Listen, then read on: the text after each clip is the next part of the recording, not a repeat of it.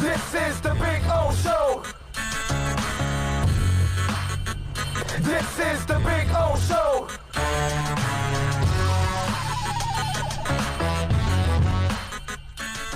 And so the Nets have had internal discussions about a Bradley Beal trade. As you know, the Nets acquired Durant and Kyrie Irving. And Bradley Beal is a guy that's been talked about here in Miami also. And this is what the story says. Says that the Wizards have no plans to trade Beal.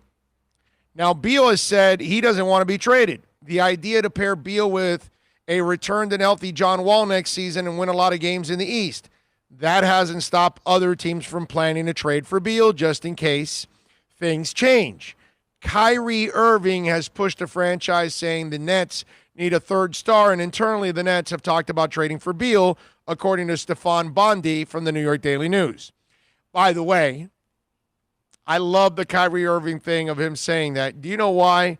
Because Kyrie Irving, and I've always had this discussion with many people over the years who tried to sell me that Kyrie Irving is a superstar, and he's not. Kept telling him he's an all-star. The laziest thing is when somebody tells me, well, he hit the big shot in the finals.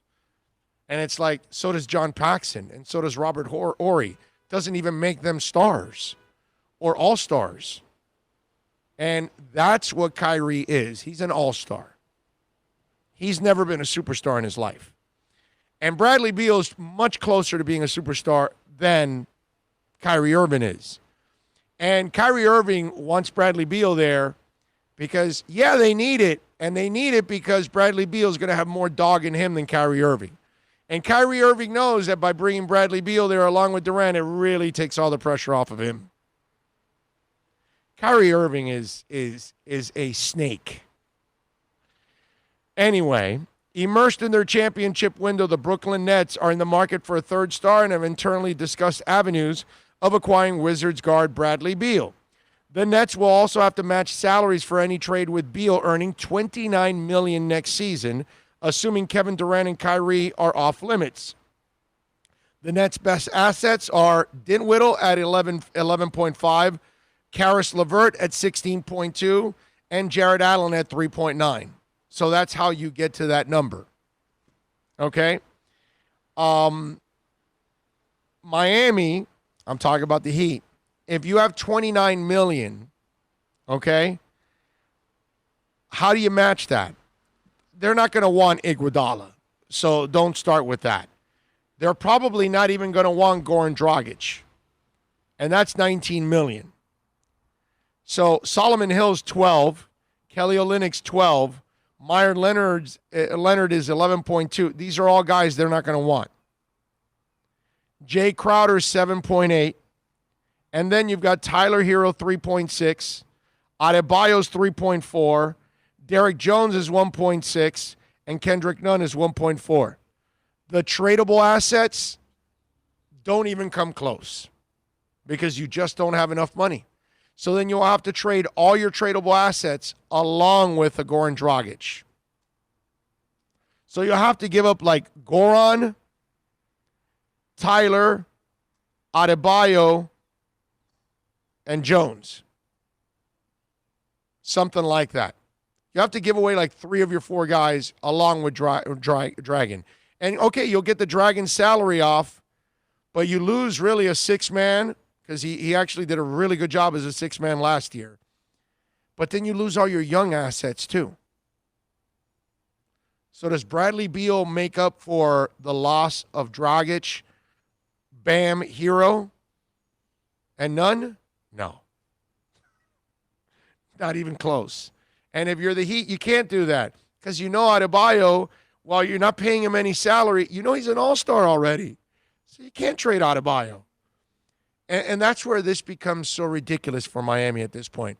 They don't really have they can't trade their first rounder, but they have to wait till the night of the draft. So it could be the first rounder along with some of these young guys and one of the older guys. But it's going to be really hard. And you're not going to want to part with Hero. You're not going to want to part with Adebayo. So that's where it becomes counterproductive.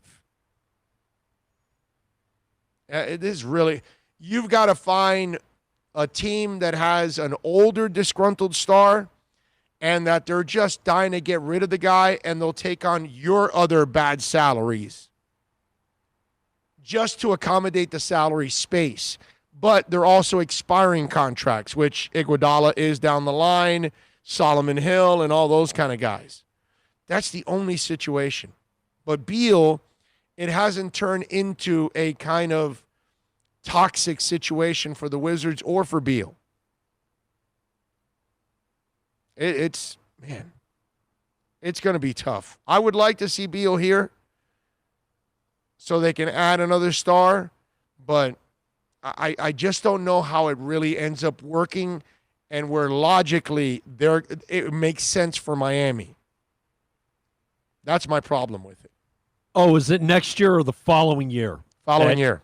The free agents. Next year. I'm kind of, I don't want to trade for any, because like you said, giving up, just wait for the free agent market to get loaded up with guys. But it won't be a good free agent market next year. That's the problem. No. The year they have money is not, it's the year after that. So waiting 2 years. You know what? 2 more years down the line. You know what, man? Rather than giving up some of our young guys that are developing, man, yeah. Because Adebayo now makes no sense. He's an all-star, but you can't trade him for anything because you're not paying him anything. Well, that's the beauty right now. I'll remember when Kyrie left the Cavs so he can show LeBron that he could lead a team. Look what the Bucks did to him in the playoffs last year. Yeah, Kyrie's a phony, dude.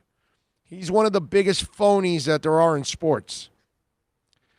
Tommy Italian 305 says, we're a top 3 East team for another year. Then we will get the Greek Freak. I would love to believe that, man. I would love to believe that. We kind of need Milwaukee to have like a really crappy postseason this year. You know? I love the fact that we're getting back basketball because, like we've talked about, to get this playoff experience for these young guys, man, that is so huge.